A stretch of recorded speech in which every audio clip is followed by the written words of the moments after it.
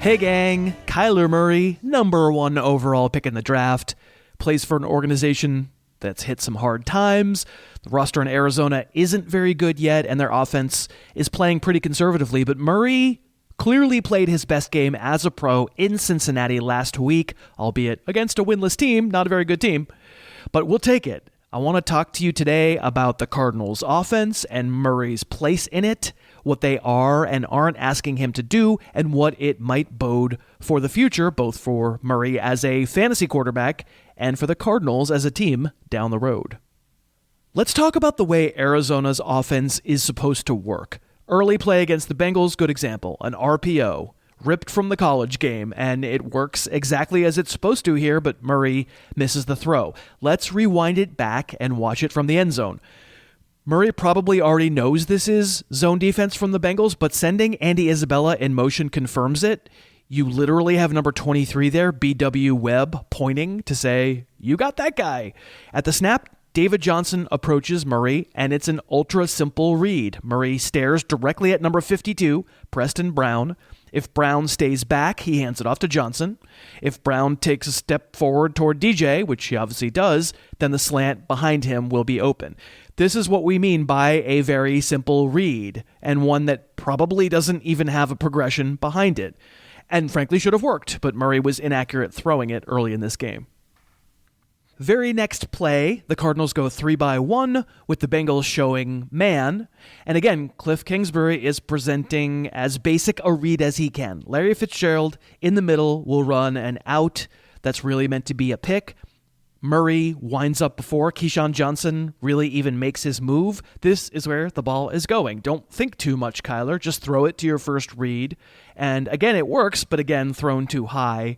And accuracy generally has been a little bit of a difficulty at times for Murray.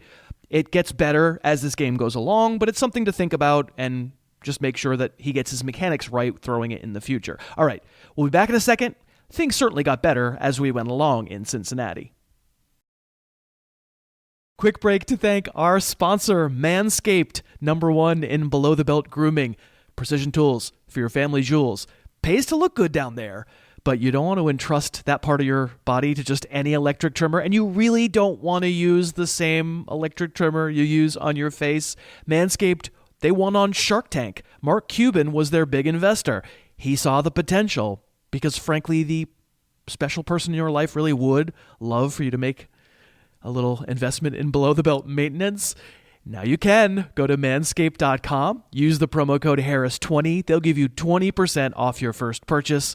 Manscaped.com, promo code Harris20. Okay, back at it with Kyler Murray, and I don't think I'm blowing your mind here. We're talking about a rookie quarterback. And for as long as the scoreboard allows and the down and distance allows, the Cardinals want the ball out of his hand fast. And if that means the offense gets a little overly horizontal, if it means a low yards per attempt, Arizona's willing to deal with that at this stage in his career, but it limits Murray's overall upside as a thrower. But here's an example of some more advanced quarterbacking. It's not like Murray comes into the league devoid of the ability to read anything as he waits in the pocket. This looks like a simple pitch and catch to tight end Charles Clay, and it turns out that way. But if we go back and see it from the beginning, 2 safeties back for Cincinnati, suspicion that it's some kind of zone. But teams will sometimes run combo defenses to surprise a quarterback, especially a young one. So to be sure that Clay will be open on his deep out, we need Murray to do a little bit of post-snap work. You'll see that Murray's eyes at first are on number 12, Trent Sherfield, as Sherfield runs a shallow cross. What Murray sees is the linebacker turning Sherfield loose, which could mean just go ahead and throw the shallow cross, but Murray whips his head around and fires to the deeper, higher upside route, believing, correctly, that it was quarters coverage, and that quarters coverage has a hole on the deep out, and it's a lovely throw this time. It's a 2nd and 8.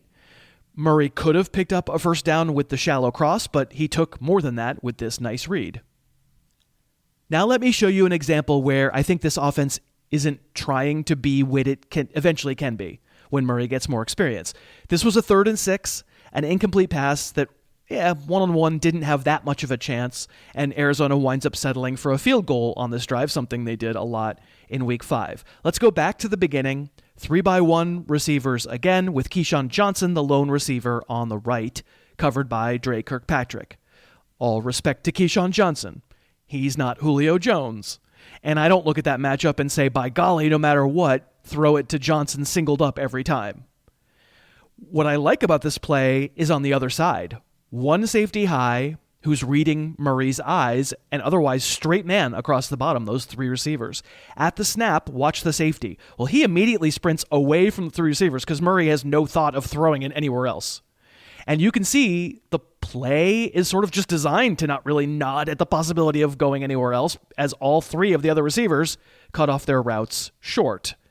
Now, what the Rams do in this case, they will run funky combo routes. They will send Fitzgerald deep and Sherfield underneath him and Charles Clay a corner route behind that. They will stress man coverage. They'll try to get someone confused and have defenders run into each other and get someone open. And then they'll ask Jared Goff to find the hot read.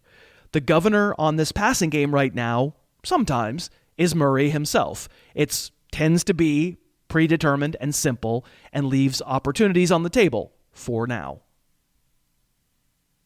Another example, 3rd and long, a different trip to the red zone. Pay attention to Chase Edmonds here in the left slot. See him point as the Bengals linebacker moves inside? That means, hey, Kyler, they're blitzing. I'm your hot receiver. It's 3rd and long. Remember, watch what happens at the snap because the defensive end actually pops out and basically plays linebacker. So it's not a 6-man rush. It's 5. Still a blitz technically, but Murray's going to have more time than he thinks because of this read. The Bengals defense has basically manipulated Murray and Edmonds into thinking they better get it out really, really quick on a 3rd and long. And Murray does as he's programmed to do, as instructed by Edmonds and by the coach. And the Bengals rally to this short throw, and Edmonds really doesn't have a chance to get to the first down marker, and you get another field goal. Now again, let's not overstate the case. This one is a 3rd and long, and Murray stands in for 3+ seconds and takes a hit to make a throw to Sherfield. It's actually called roughing the passer. Didn't seem like a very good call at the time. But let's take it back to the start again and see the Bengals trying to play tricks on him here as well. Pre-snap, what does Murray see? 2 safeties high again. Looks like pure quarters coverage again, right? Wrong. At the snap, both safeties crash down to double team Larry Fitzgerald on a shallow cross, assuming that that's where Murray's going to go on a 3rd and long. And they'll tackle him, and the Cardinals will have to punt. In fact, if we look at this angle, you can see Murray look right at Fitz as he runs his crosser. And you can see him seeing the 2 safeties behind Fitz. And rather than give up on this particular series, 3rd and long, Murray figures it out. This zone has morphed into a different kind of zone, and Murray doesn't take the bait on the check down, and in fact winds up with 2 open receivers, and Sherfield winds up being the one who gets the target, and he gets a first down. That's a good instance of some advanced quarterbacking. More often than not, though, the reason we've gotten somewhat disappointing results from Murray as a passer is because the reins are on him. A couple times against Cincinnati, he pulled out throws like this, though. 2 sideline passes to David Johnson, where DJ makes great catches, but also the ball is perfectly dropped in the bucket, exactly the right weight. You can see what's going to make Murray very good eventually. He has a good arm. He has some accuracy problems for sure, but you can see when things go right, they go really right. The governor is on. The governor's a little bit frustrating, but the kid has only played 5 games in his NFL career. And of course, because this is nominally a fantasy channel, the most important thing we care about to this point is the cheat code, the running. Now, he only has 4 touchdown passes and 4 interceptions through 5 games, but he's run for a score in each of his past 2, including last week, and this run set up the game-winning field goal. You can see, the speed and the quickness are really next level. For sure, there are times where he probably overestimates his own escapability or underestimates the speed of other NFL players. Times throughout the first month plus where he's made runs where it looked like he sort of expected, I'm back at Oklahoma and I can get away with running from anywhere, which not only doesn't work, but can be a little dangerous sometimes. But that doesn't change the fact that the kid sure is fast. next couple weeks against Atlanta and the Giants. This week, he's my QB8. The Falcons' defense has been hot garbage. In general, Murray, I would say, doesn't move the needle as a must-start every single week for the rest of the year because he's playing in an offense that babies him. But I think Cardinal fans, be excited. The raw materials are here for Murray to be a future NFL star. Thanks for watching. Remember, you can see all my Week 6 ranks at harrisfootball.com. And please let us know what you think of Murray so far down in the comments. Thanks so much for watching. Please, please, please smash that like button. Write a comment. Tell us who else you'd like to see us review film on. And of course, best of all, please subscribe to our channel and then click that little bell above the subscribe button and you'll be notified whenever we post a new video.